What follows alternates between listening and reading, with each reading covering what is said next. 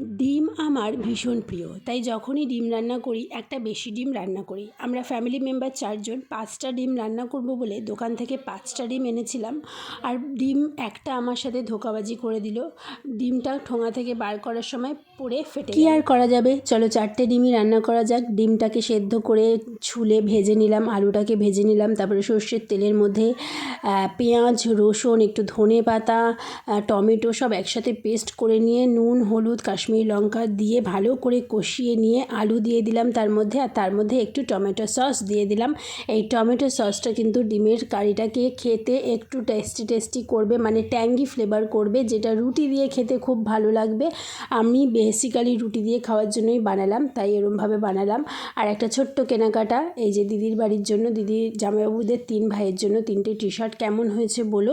আর তোমরা কারা ডিম খেতে আমার মতন ভালোবাসো অবশ্যই জানিও। Tata, bye bye. ভালো লাগলে লাইক করো।